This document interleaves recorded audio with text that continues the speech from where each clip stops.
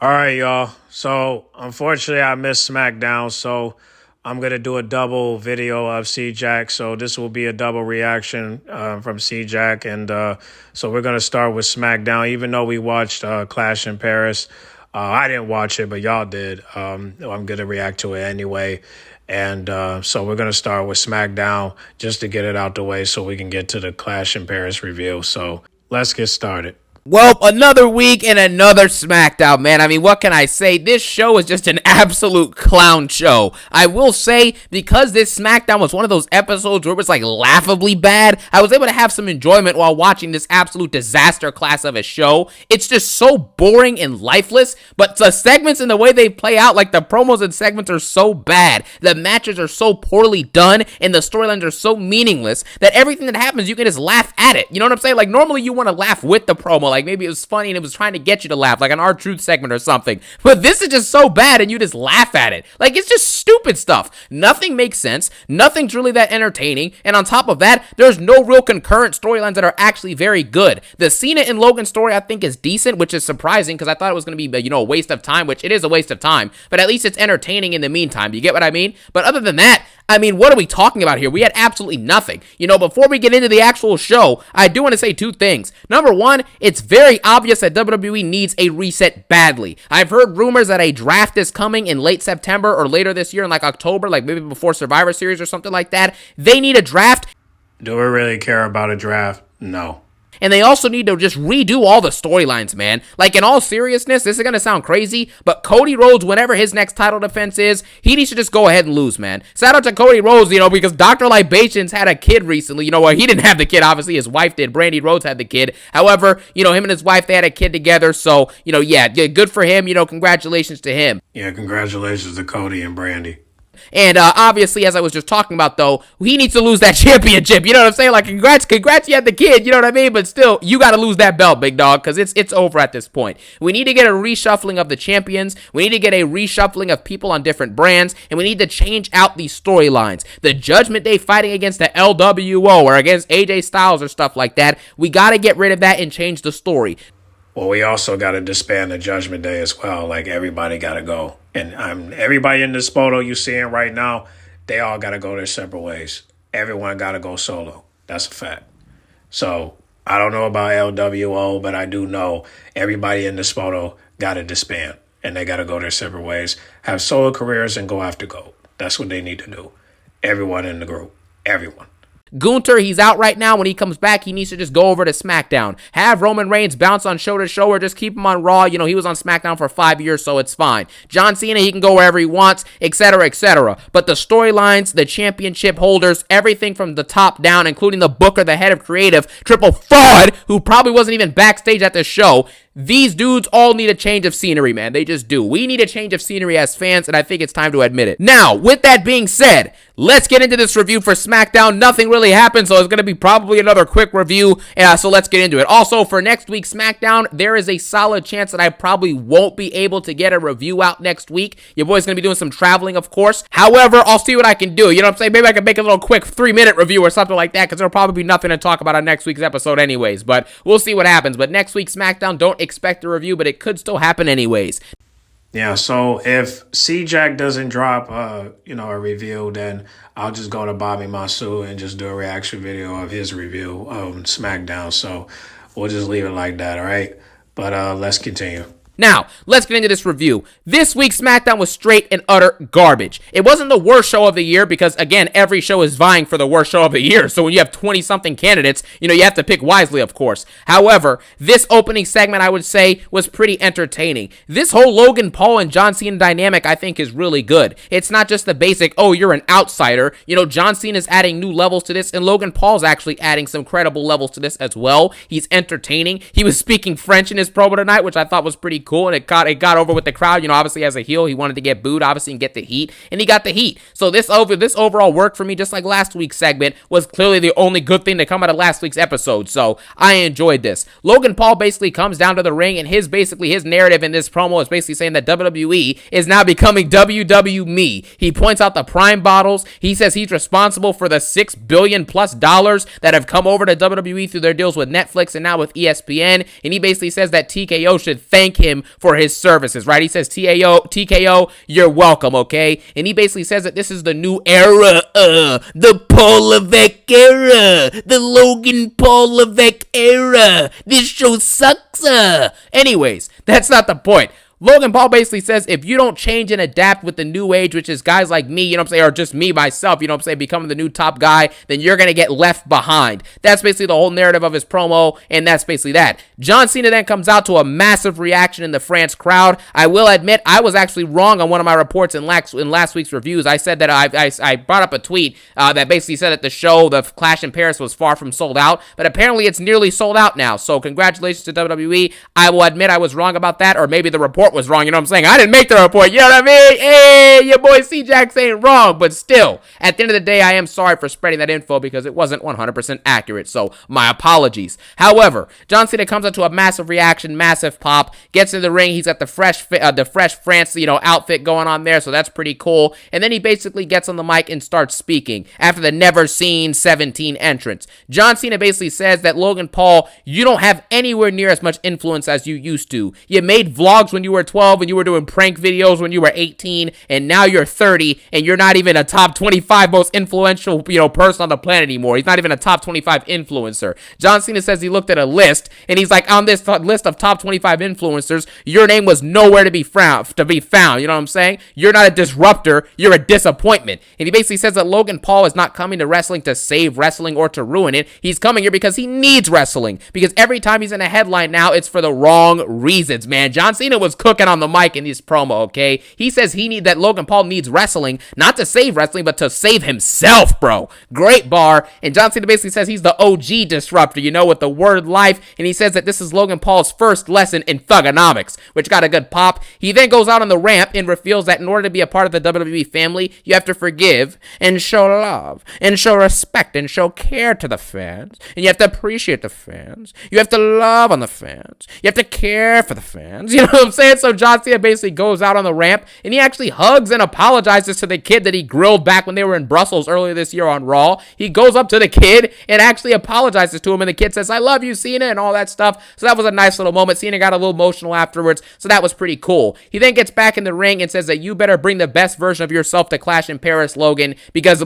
what's it called? If your plan is to ruin wrestling or to try and knock me off, you're going to have to bring your best, because if not, wrestling will ruin you. And that's how the promo ends. Great promo. Both dudes did a good job. They were entertaining. They both had their moments of speaking French to the crowd. Cena as a face and Logan as a heel. I thought this was entertaining. It was good. And Logan Paul just continues to get better and better on the mic every week. And obviously John Cena, one of the GOATs on the mic. It's expected at this point. We then move on to Charlotte Flair Charlotte Flair got beat up before the match started. So it was Alexa Bliss versus Chelsea Green. And this match was absolute and utter garbage. Like, I'm not even joking when I say this. This is probably the worst Alexa Bliss match I've seen all year. And the one she had a few weeks ago versus Roxanne or Raquel, whoever it was on SmackDown, was a very bad match. And this was either equally as bad, if not worse. Just the series of absolute botches in this match. The botches were egregious. None of the moves were connecting. The punches looked so fake and so egregiously bad. It was like it was something out of like a Looney Tunes. Like the punches are like boom,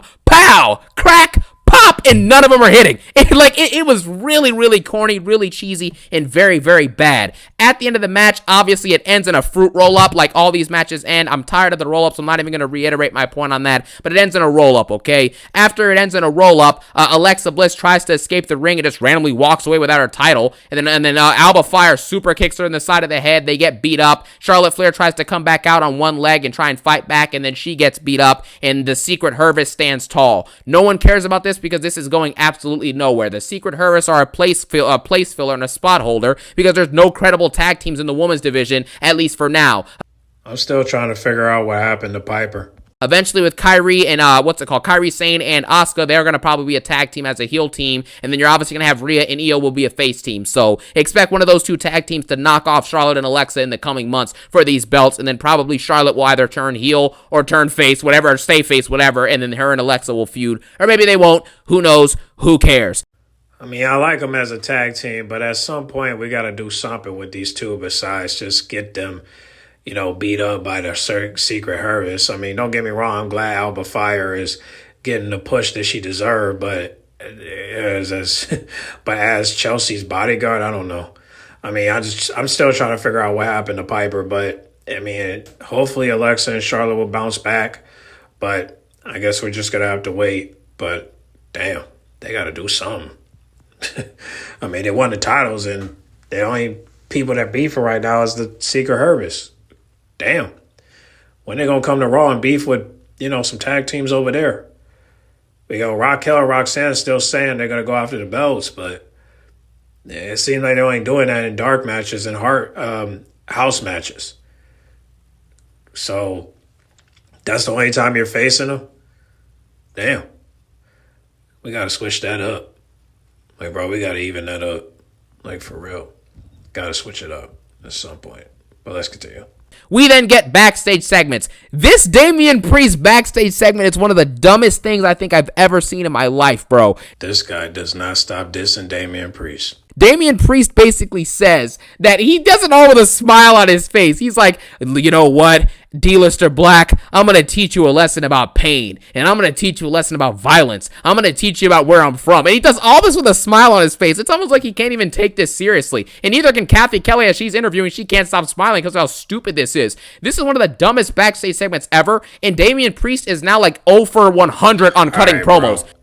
You ain't talking about shit. All right, let's skip it because I don't want to hear bro talk about Damian Priest. It's obvious he don't fuck with him, so we're gonna go ahead and skip to the next part because we don't want to hear what he has to say about Damian. All right, let's continue. Because by the way, I did watch the promo and both sides were great. Okay, Aleister Black did a good job. Damian Priest did a good job. Kathy Kelly did a good job. So let's leave that on, all right? But let's go ahead and continue with the next video where he talks about, the Street Profits versus the YS6. And I really want to get y'all opinions on that because he wants Montez Ford to go solo, but I don't know if Triple H is going to execute that. But y'all comment down below and let me know if you think he will. Let's continue. Then we had the backstage segment that I thought was actually okay with Uncle Howdy. Bo Dallas basically goes back there as himself and tells Montez Ford and Angelo Dawkins that he asked them, do you guys bleed the same blood? You know what I'm saying? Do you guys bleed the same blood? Are you the same team? Are you a family like the Wyatt Six are a family? And then Dawkins and Ford look at each other. I hope this is actually teasing a heel turn for one of them so that we can finally get Montez Ford as a single star dude. And we can actually move forward with this stuff and actually get this dude the push that he deserves. And maybe he can actually win a championship, a singles championship at some point. So I wasn't a big, hater of this. I actually thought this was decent in my opinion. As long as it leads somewhere. If it leads nowhere, then this was garbage and pointless. But if it actually leads to a heel turn or a face turn, whatever happening this weekend at the Clash in Paris, then we'll see. We then get Michin versus Kiana James, and Michin literally wins in like 3 seconds off of a fruit roll-up as per usual. It ends in a roll-up, as per usual. So there you have that. After the match, Julia and Kiana James beat up Michin, and that's basically it. By the way, anybody that want to know what was the polls for the fraction that I asked a couple weeks ago, people voted Tiffy's World. So if the people that you see on this photo, if they become a fraction, that's what the people want to name them, right? They want to name them Tiffy's World, which that's going to cause some type of ego, especially when, Maya May is in the group. But that's why if I ever been, part of the creative, I would have had it where they just deal with that until Maya May take over the group, and then they cause a divide. So 2 members go with Tiffany, and 2 members go with Maya May. So, and I have a pick: Tiffany Stratton, Chelsea Green, and Maxine, and then you got Maya May, Kiana James, and Izzy Day. And if we have 3 versus 3, whoever wins become the leader of the group. And, y'all can comment down below. Let me know who you want to see win. So put a timestamp on this and comment down below who you want to see win, in that match. And I'll make a short clip just so you guys can be aware. All right, let's continue. Then we get to Drew McIntyre's segment where he basically had absolutely nothing to say. Every Drew McIntyre segment is going to end with him throwing up two hands, you know what I'm saying, looking around without his shirt on, just like looking around like he didn't do it. It wasn't me. I didn't plan on doing it, and I can't stop thinking about Punk, and I can't stop thinking about Cody, and I can't stop thinking about Randy. It's not Randy anymore. It's Randy. Randy, Cody is not your friend. Cody is your foe. He was getting intel on you so he could beat up on your back while you couldn't put him in the head at King in the Ring, and he got the title match that you couldn't. That's basically what Drew McIntyre's promo was. And to be honest, Drew sounds like he's spitting facts. I mean, it makes sense. Cody Rhodes was actually, beating up on Orton's back when it was, what's called vulnerable in the match at King of the Ring, and Orton couldn't, punt kick him because they're friends or whatnot, but Cody didn't hesitate, but Orton did, so it was a decent point. Randy Orton then says that Drew McIntyre is annoying, and then basically beats the crap out of him because every Drew McIntyre segment ends with him throwing his hands up, getting knocked out, or running away. This happened to end with him running away. So he gets beat up, he's about to get punted in the head, the security comes out, and they do the classic spot where Orton RKOs like multiple security guards, and then he tries to punt Drew McIntyre in the head, and McIntyre rolls out and runs away, and that's the end of this segment. This segment was a massive nothing burger, and as per usual, Drew McIntyre is doing absolutely nothing. He's supposed to be feuding with the WWE Champion, but first he's got to beat, Cody Rhodes' big bodyguard, Randy Orton, who does nothing but love him, and care for him, and respect him, and tell him he's proud of him. So that was basically that. We then move on, and we basically had Carmelo Hayes and Miz versus the Street Profits. The Street Profits obviously won the match. The Wyatt Six, were interfering and stuff like that and distracting Miz and all that stuff, so it kind of caused, the Street Profits to get the W, obviously, and now they're going to fight the Wyatt Six for the tag belts at Clash in Paris, so they're adding a sixth match to the card. I hope that this results in Montez Ford finally going into singles competition. I think that would be good, and you can set up his first feud as a single star could be against Dawkins, so there you have that. Then we move on to the main event, and Samuel Zayn is the U.S. champion. Now, obviously, we don't need to go over what happened here because we all know that it was just going to be an interference from the MFTs, and then obviously Jacob Fatu and Jimmy Uso come out and help Sammy win. But again, this makes no sense for 5 different reasons. I'm going to give you a 5-step breakdown as to why this is some of the dumbest booking of all time. Number 1, Sami Zayn literally as early as 4 weeks ago or 3 weeks ago was talking about how he wants to win a world championship. Now that Karrion Kross was out of the way, he was going to go win a world title. And of course, none of that happened. He's now going for U.S. titles, and then he wins a U.S. championship. Then the second reason this doesn't make any sense. Solo Sikoa just won the championship at, at Night of Champions, okay? He's had, 3 defenses since then, and they've all been against the same people, with Jacob Fatu, and then he defended it versus Jimmy Uso once, and now he defends it once for Sammy, so it's like, 4 defenses, maybe, if that, in 4 or 5 months, and this dude already is losing? He's losing to this dude, and he just beat Jacob Fatu, but now he's losing to Sami Zayn. So that, again, that's that. I think that was 2 or 3, or 1 or 2 things I just said, so that puts us up to 3 reasons. The 4th reason this makes no sense is because there are literally 4 members of the MFT, and there's 3 members of Sammy, Jacob, and Jimmy. So how in the world do they outpower 4 dudes who are supposed to be booked as a dominant faction? That's issue number 4. Issue number 5, why is Sami Zayn having another underdog story where we have another faction that has a bunch of people, they stack the odds, and Sami Zayn, even in a 3v4, is able to overcome everything, hit 2 Haluva kicks, and pin Solo Sikoa for the U.S. Championship on a SmackDown. Also, number 6, of course, number 6 as well. Why is this happening on a SmackDown? You get what I mean? None of this really makes any sense, but at the end of the day, at least Sami Zayn's no longer going for a world title because he shouldn't be doing that anyway. He is a mid-card jobber, and it needs to be that way. So, him winning this belt, I don't really care, to be honest with you. The title is meaningless. Unless they do something to revamp all of these championships, they're all essentially meaningless until someone like a Roman Reigns or a Cena gets them again. There's just no point of even talking about him at this point.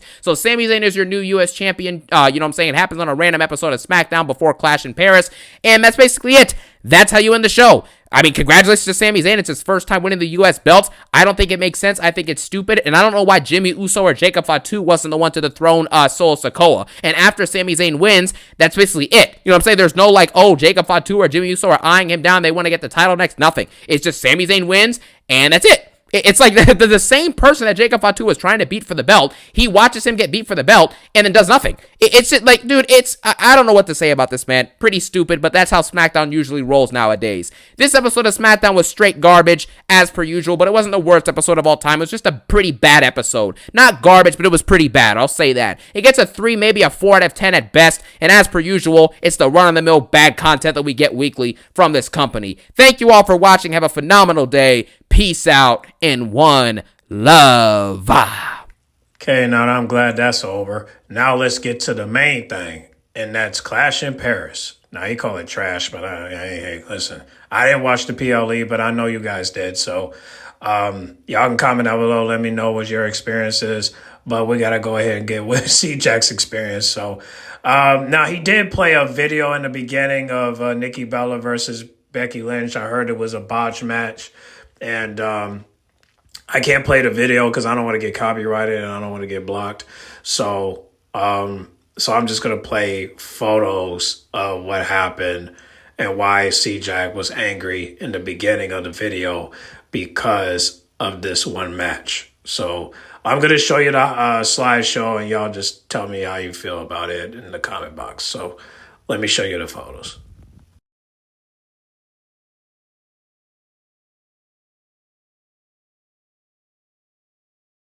Wow. I mean, wow, man. This show, Trash in Paris, was absolute and utter garbage, and it was another PLE WWE disaster class this year. Nothing makes any sense. None of it is entertaining. None of it is compelling. And on top of that, all of these quote-unquote surprises, the shock factor that Triple H loves to do, was garbage. Do you care that Becky Lynch is helping Seth Rollins now?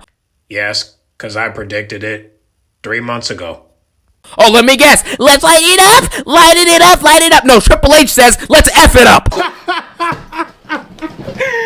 That's what his booking does. Triple H has no idea what he's doing. Even if AJ Lee actually does come back, just think about how this has already been ruined in multiple different ways. Number one, it's no longer unexpected because now we're all expecting it. So when it happens, it's not going to hit as much as it should have. It obviously will still because a lot of us grew up with AJ Lee, and AJ Lee is awesome. So we're going to all give it a massive pop when it happens, of course. However, the fact that we already are predicting it and know that it's going to happen soon, now I at least have a good feeling it might happen, then that's already going to ruin some of the, the luster of it all. Then on top of that, why in the world would AJ Lee and CM Punk fight Becky Lynch and Seth Rollins?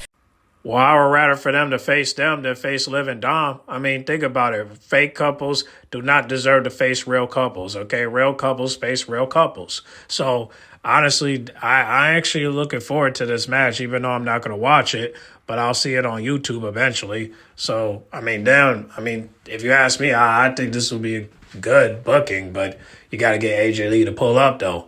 And the question is, will she pull up at the pay-per-view, or will she pull up on Monday Night Raw? I think she should pull up at the pay-per-view. So, I mean, look, I don't know if she's coming or not, but I won't be surprised if she do. At least for a one final match. Make this your one final match with AJ Lee, please. All right?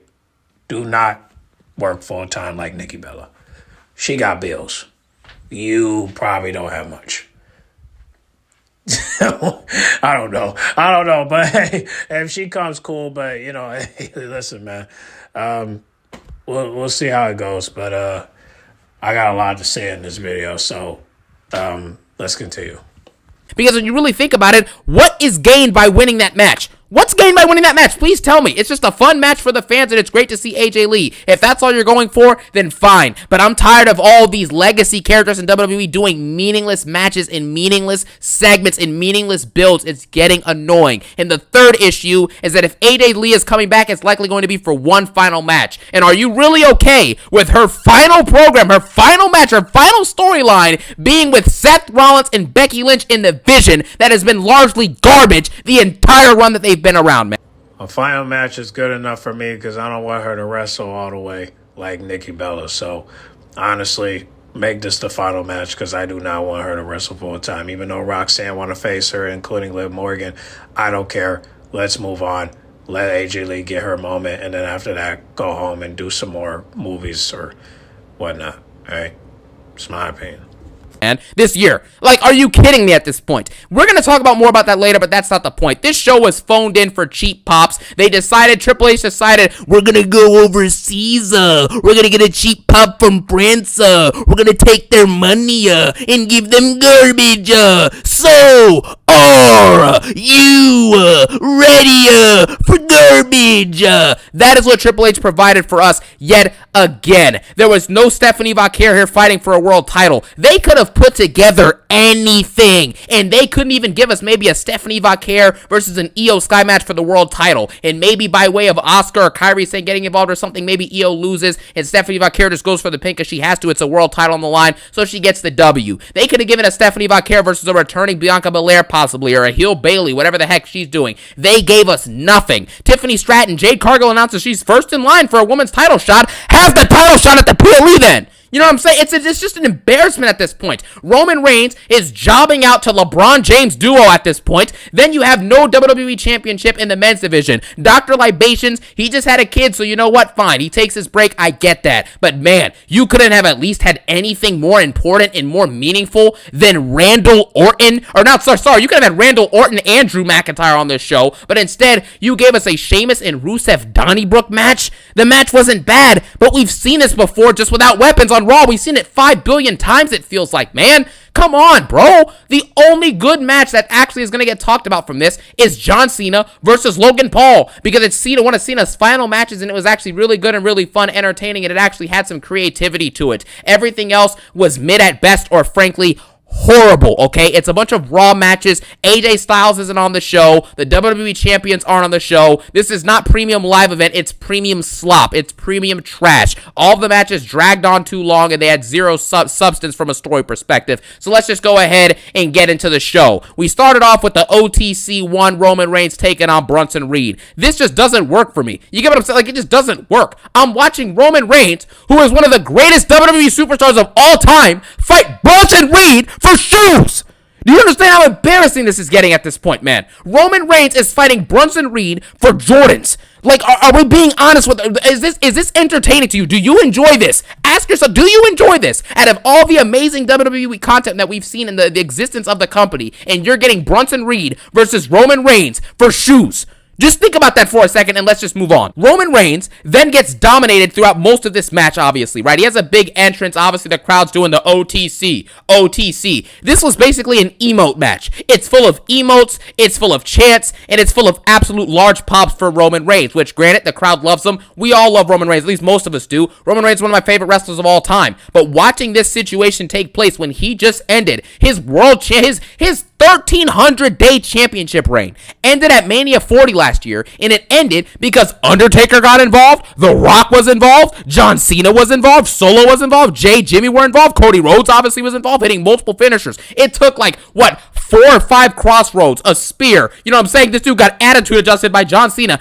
Everything, they put Roman Reigns through the ringer, and he finally lost the belt. And you're telling me that fast forward, now he's getting knocked down after getting thrown off a turnbuckle, or thrown into a barricade, or slammed down on the ground by Bronson Reed. Like, none of this is believable. The artificial pushes for Braun Breaker and Bronson Reed are just embarrassing at this point, man. He has no reason to get dominated like this, and it's embarrassing. The majority of the match, Roman gets beat up by Bronson Reed, and then obviously near the end of the match, they have a couple cool moves. Bronson Reed now counters Roman Reigns' spear. John Cena couldn't counter the spear. Brock Lesnar couldn't counter Roman's spear. What's his name? Cody Rhodes couldn't counter Roman's spear, but Bronson Reed is going to counter Roman's spear. Then after this, Roman Reigns actually is able to actually hit the spear. There's a couple cool counters and some decent sequences towards the end of the match, and obviously Roman Reigns wins after one spear, and he gets the W over Bronson Reed. This does not matter, and nobody quite frankly cares. Even I, as someone who has, like I said, Roman Reigns is one of my favorite wrestlers, this dude fighting Bronson Reed is just embarrassing. This match was not good. It was not awful. It was meaningless and mediocre at best. That's just what it was, and this is not premium level content in my opinion. Roman then after the match, he finally gets to have his shoes back, and he holds them high, and the crowd gives him a massive pop, and then he's looking at Paul Heyman, and he puts Paul Heyman into a guillotine, okay? He puts a guillotine on Paul Heyman, and then afterwards he stands up and signs some of the shoes and gives them out to fans, and then Braun Breaker spears Roman Reigns to a table.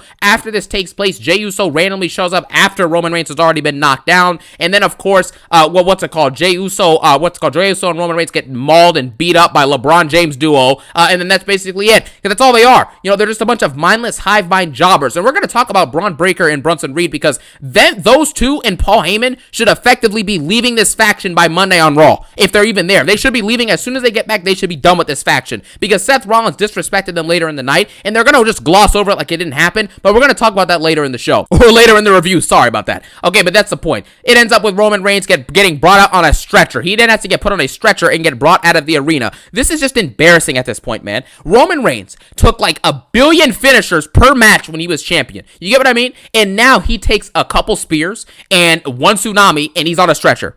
Do you understand what this is? Like, I understand they have to write him off because he's going to go shoot Street Fighter, and I get that. But there are other ways to write people off that are actually believable. I mean, yeah, at least with Will Ospreay, how he got taken out was very graphic. He got DDT and he got that chair on his neck.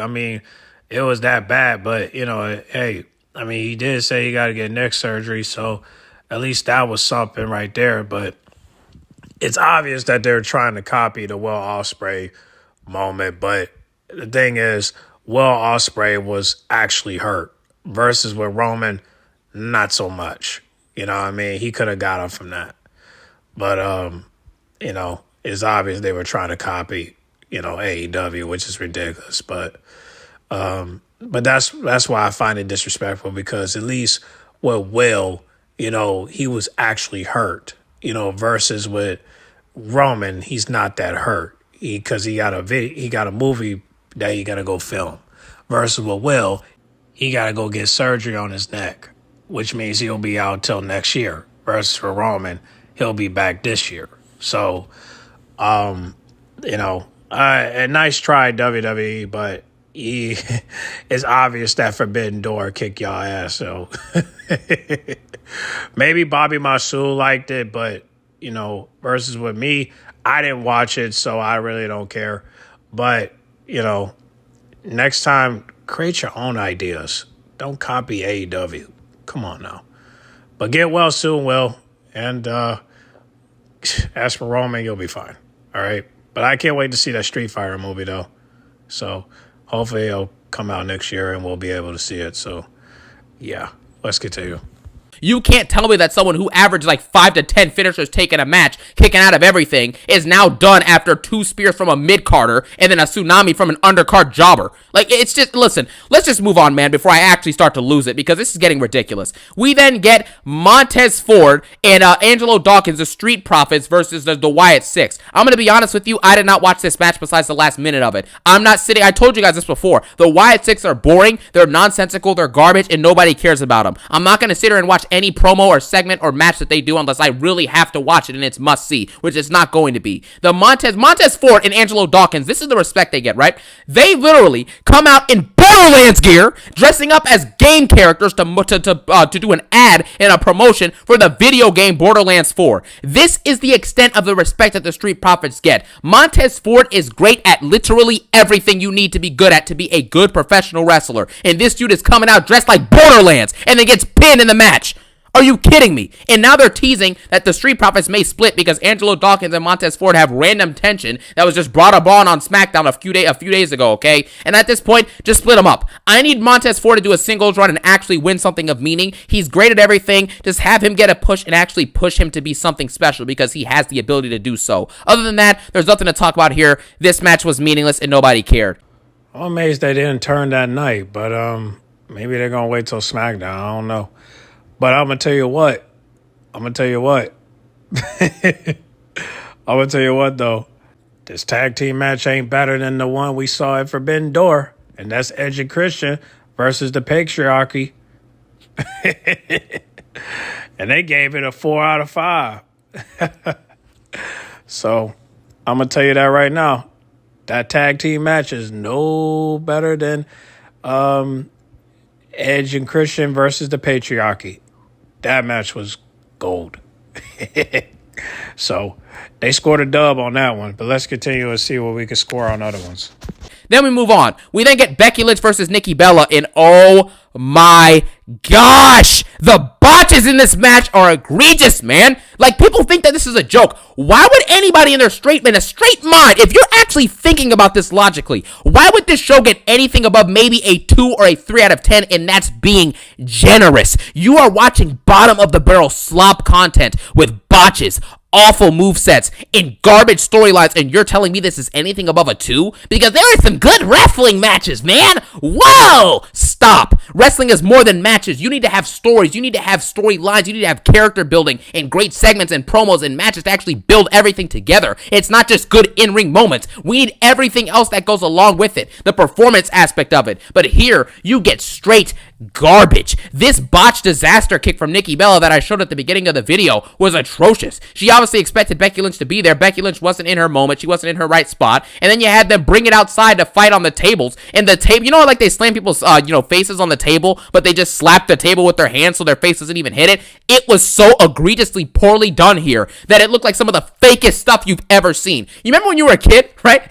And you saw those actual compilations that revealed that wrestling wasn't real, and it was like that viral clip of Batista getting pushed by Mark Henry and he flies like 1 billion yards backwards. This clip literally will get played in a Wrestling is Fake compilation at some point in the near future. I'm telling you right now, this was some of the worst wrestling I've ever seen. The match was garbage, forgettable, and it ends, guess how it ended, guys? In a fruit roll-up! Yeah, man, fruit roll-up, guys! Boy, if Life on me.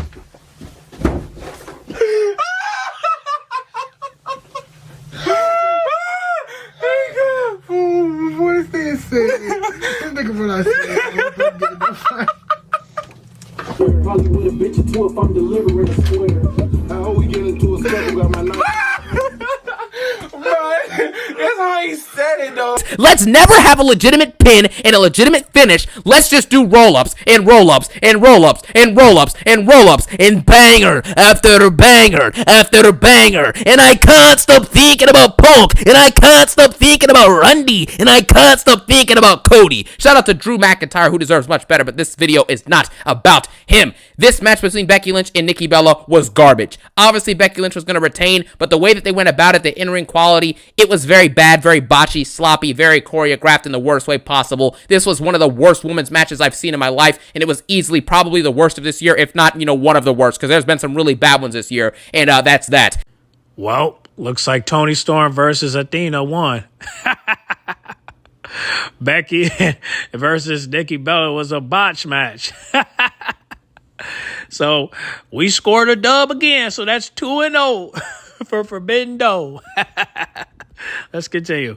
Then we move on to a Donnybrook Raw match. This match between Rusev and Sheamus, like if I'm being real with you, it's not a bad match, of course. It's a decent match. But the problem is, we have seen this match like 80 times. You get what I mean? We've seen this on Raw 3 or 4 times, but with no weapons. This match is the same Raw match with weapons. Like, that's all this is. So this match had to do something really special and really exciting to get me intrigued and make me feel really special watching this match. And did it do that? Absolutely not. Sheamus did the white noise spot off of the top of the barrels through the table, which was pretty cool, but he did that to Pete Dunne in a random Donnybrook match like earlier this year or late last year, so we've seen that before. We haven't seen it with these two maybe, but we've still seen the similar spot. Obviously, you have the 10 beats of the Bower, he does it with the shillelagh, without the shillelagh. He does it all over the place. It's pretty cool. They slammed each other through a bar, which I thought was a really cool spot. That's probably my favorite spot of the match, was the slamming through the bar. Also, when Rusev broke the shillelagh on Sheamus's back, I thought that was pretty cool.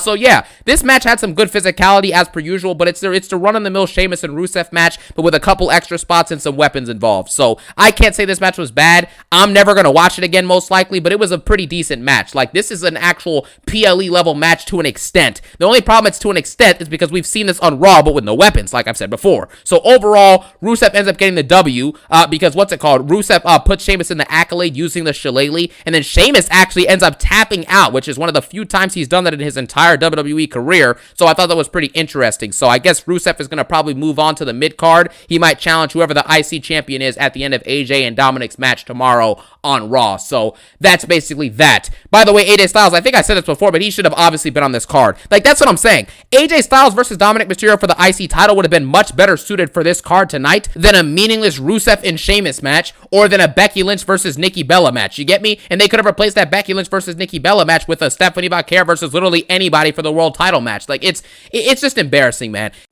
Yeah, I mean, Wrestling Republic gave it a 5 out of 5, and honestly, I agree with them. It was definitely a 5 out of 5. So congratulations to Rusev and Sheamus for putting on a banger after banger after banger match, because that was a banger on banger on banger match for real. So definitely 2 out of 1. 2 out of 1, because I can't think of any other match besides the lights out steel cage that's impactful than this. So yeah, I'll say 2 out of 1. 2 out of 1. So y'all get a dub, but only one. But let's get to another one. Anyways, we then move on to what I deem as the best part of the night by far. John Cena versus Logan Paul was awesome, okay? I had a ton of fun with this match. I thought it was extremely entertaining. The story here leading into this match, you guys know, I've actually been following and really enjoying the promos that Logan and Cena have been putting together. It's not just the classic, oh, Logan Paul's an outsider, I'm the old guy, I'm going to show him how this works. No. Not Roman Reigns. John Cena is talking about how wrestling can ruin Logan Paul because all Logan Paul wants to do from this business is take, and he needs to learn what it means to really give to this business, right? And then Logan Paul is basically saying, I'm no longer an outsider anymore. I have given to this business. I'm responsible for the billion-dollar deals. I've never had a bad match. I've done this. I've done that. I brought money in. I bring eyeballs. It's really interesting and entertaining stuff. And John Cena bringing up his past as like an influencer and stuff too on SmackDown. It's been great. The build has been very good. I would much rather see Cena do other things in his retirement tour that Triple H has absolutely botched this year. However, at the end of the day, man, what they've done in the last couple weeks to build for this match specifically has been very good, so I can't even be mad at it if I'm being real with you, okay? Now, going into this match, obviously because I was invested in the story, the match itself just added on to it. The crowd was really hype. They were entertaining here. Logan Paul and John Cena pulled out some really creative moves. John Cena was doing code reds. He had a Styles clash,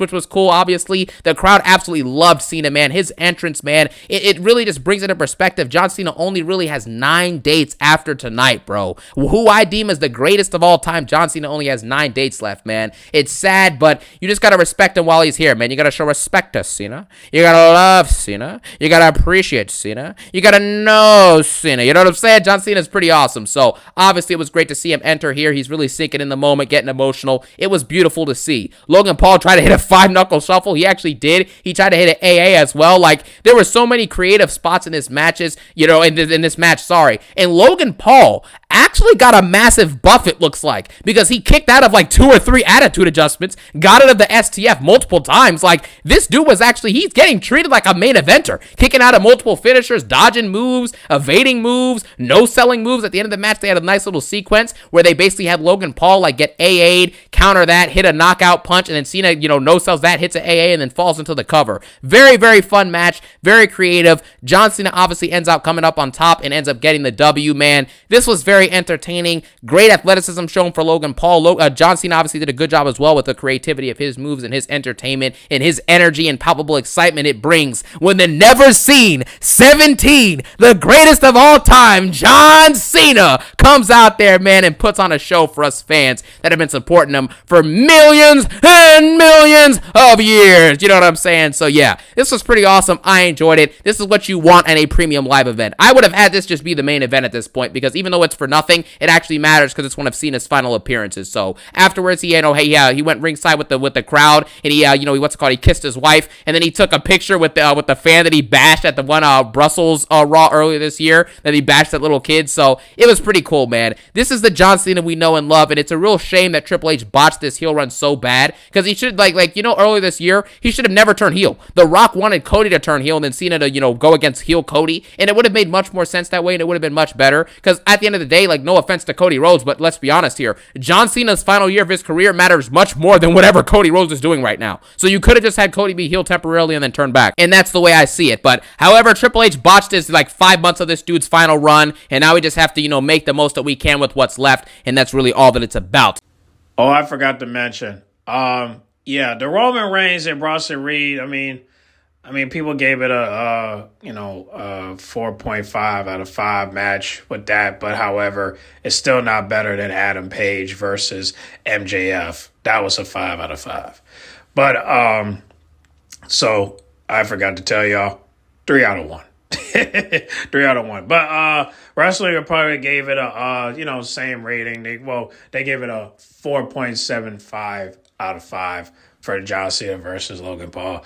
Sounds about right. The fact that people say it's a great match, and of course, CJ thought it was a great match, so it makes sense. Could have been 5 out of 5, but I can't say that because I didn't watch it. But hey, y'all comment down below and let me know, was that a 5 out of 5 or do you think it was a 4.75 out of 5? Y'all comment down below, let me know. But there's really no comparison to that match because the Swerve and Saruka match, wasn't really that good to me. It was kind of mid, and mainly because I didn't like the way Swerve went out. You know what I'm saying? Like, he hurt his leg, and then, of course, he got attacked by Woodwalk. I just thought that was not... It wasn't my cup of tea, you know what I mean? Like, when I was sipping on that fruit punch out of a Dixie cup, you feel me? Because I don't want to see Swerve get hurt, you know what I mean? Like this ain't back when he was heel, you know what I'm saying? Like, of course, I could tolerate it, but, it's just still, the way he went out, I was just like, damn, you know what I mean? But, again, he gotta, he's going through surgery, so you gotta let him... you got to let him recover. And right now he's recovering, so that's good. Get well soon, Swerve. But shout out to John Cena and Logan Paul for putting on a great match. But, hey, no comparison. So, 3 out of 2. All right? 3 out of 2. But let's continue. We then get to the main event, and it is the Fatal 4-Way with Seth Rollins, LA Knight, Jey Uso, and CM Punk for the World Championship. I'm going to be honest, guys. This was boring and bad. Like, there's nothing memorable about this match. LA Knight jumped off of the top rope and put himself through a table. Jey Uso was absolutely gassed and tired the whole match, and they had to ride him like he was injured and all that other stuff because of the brawl from earlier in the night with Braun and Brunson. And obviously, CM Punk, botched a table flip and didn't even break the table. He fell out. Like, it was just a bunch of, hey, this person doesn't move, then sits down for 5 minutes. This person doesn't move, then sits down for 5 minutes. It's too choreographed. It's not memorable. And obviously, the story going into it wasn't good enough, so you just don't care for anything happening here. And because you couple that with the fact that we knew Rollins was going to retain, nothing about this was really special at all. Like, let's just be real with ourselves, man. This was not entertaining. I didn't enjoy this. There was nothing really memorable about this match. Seth Rollins hits a curb stomp on CM Punk and says he hates his family. And then CM Punk hits him with a GTS. Rollins falls onto him again looking for another GTS. And then CM Punk is about to hit him. And then Becky Lynch is revealed to low blow CM Punk. CM Punk then gets curb stomped, I think, onto a chair or whatever happened. And then Rollins gets the pin and stands tall with Becky Lynch. And the show just ends. No excitement, no joy, no real epic, shock. Because, Triple H, all he does is shock factor. It's like Lesnar returning and then not being seen since, basically. Like, that's basically what this is. Nobody cares that Becky Lynch is helping Seth Rollins for, what, a month or two until AJ Lee comes back? It's just, dude, this is the most phoned-in show ever. It was boring. It was not exciting. This Fatal 4-Way main event was straight garbage. When you look at the card, there's 6 matches. One of them was actually very good in premium-level content, and that was Cena and Logan Paul. Everything else, the Sheamus and Rusev match wasn't bad, but it was decent. So I'll give that half a point, and then Cena match adds a point onto the scale, and then the crowd, I guess, can add another 0.5. This show overall is like a 2 out of 10. I'm sorry. And I'm giving it a 4 out of 2. And the reason why is because, obviously, Lights Out Steel Cage outshined this Fatal 4-Way. Now, I could compare it with the women's match with Mercedes Moné, but that match is a stinker. I'm going to be honest with you, it was boring. But the Lights Out Steel Cage, nothing boring about that. But the Fatal 4-Way match, only thing exciting was Becky Lynch revealing that she's the 4th member of the Vision. So I'm glad that Becky Lynch is, part of the clique now. Hopefully we get to see her more doing more stuff with her husband.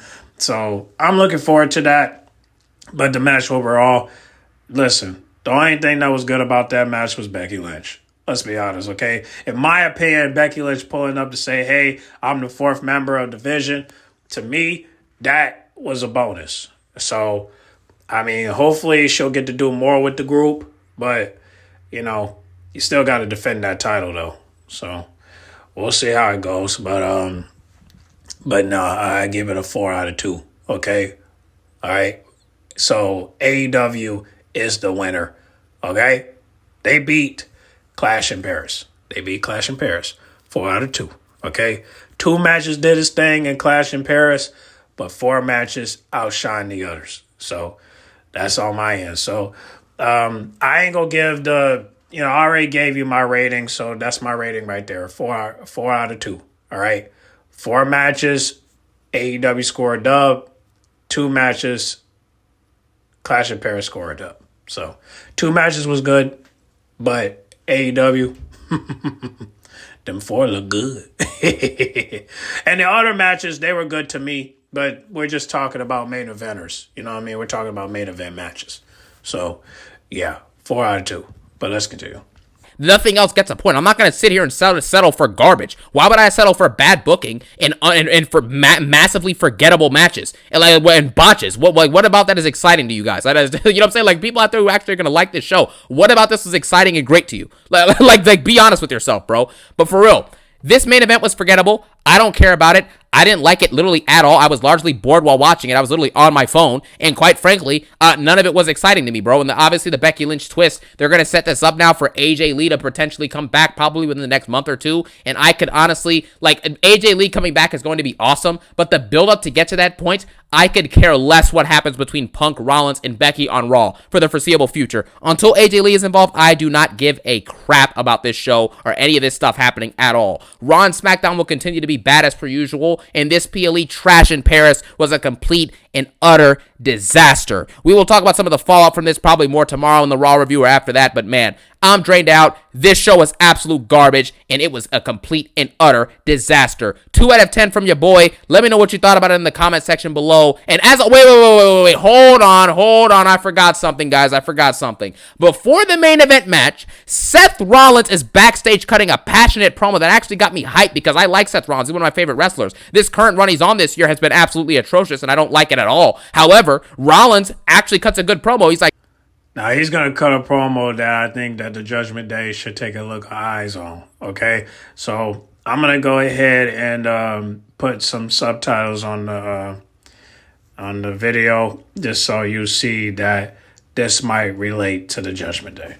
if I can't be champion by winning by myself, then I shouldn't be champion at all, okay? And he's teasing it like he has no help because Braun and Brunson had to get sent home and Heyman's in the hospital and all this other stuff. And then when the match, before the match, in the promo with Jackie Redmond, he says he doesn't need the Vision. He never needed the Vision. And he also doesn't, he doesn't need any help to keep his championship. Now, when Bronson Reed and Braun Breaker and Paul Heyman inevitably actually come back, they should immediately leave this faction because Rollins has wasted their time. He just disrespected them behind their backs and he used somebody else's help to get over. You get what I mean? He didn't even need Bronson or need Braun Breaker. Bronson Reed went out there and got speared by Roman Reigns. Braun Breaker got sent home and potentially suspended, and Paul Heyman's in the hospital, all while Rollins is sitting back and talking about how he doesn't need them. Shouldn't that make sense that Braun Breaker, Brunson, and Heyman leave Rollins for good? It makes sense, right? That's exactly what should happen if we're being if we're thinking logically. But watch what happens. Bronson Reed and Braun Breaker are going to fall back in line like the good old jobbers and, do-gooders that they are. They're going to just listen to Rollins mindlessly and continue to have no character. This, ladies and gentlemen, is why the Vision is garbage. Why Bronson Reed and Braun Breaker cannot progress. And why Paul Heyman has absolutely wasted this year of his career doing complete and utter nonsense. And now Becky Lynch is going to waste some months of her career doing this nonsense as well. We know what happened when Rollins and Becky teamed up back in 2019. That didn't end up very well, did it? So we'll just see what happens with it this time. Anyways, now that I got everything I needed to get off my chest, I thank you guys for watching. Have a phenomenal day. Peace out and one love. Okay, so let's make it very clear that Forbidden Door has beaten the Clash in Paris PLE. So obviously, when it comes to PLEs, pay-per-views, AEW is all in, and it will be going all out next month. So WrestlePalooza, I don't know. I mean, to me, it's just going to be another PLE, but with AJ Lee there, they might do a little something. So yeah, I hope you all enjoyed Clash in Paris. If you didn't, comment down below. No matter how you feel about it, just share your thoughts down below. And get in the comment box, man. Tell me what was your favorite match out of the PLE. And also, the reaction video with Collision, I will be dropping that hopefully tomorrow morning, if not Tuesday morning. So sorry for the lateness. Work been kind of kicking my ass lately. But I will be doing that reaction video. So y'all get in the comment box. Make sure you guys like, comment, subscribe, share if you're new. And I'll catch y'all in the next video, all right? I'm out.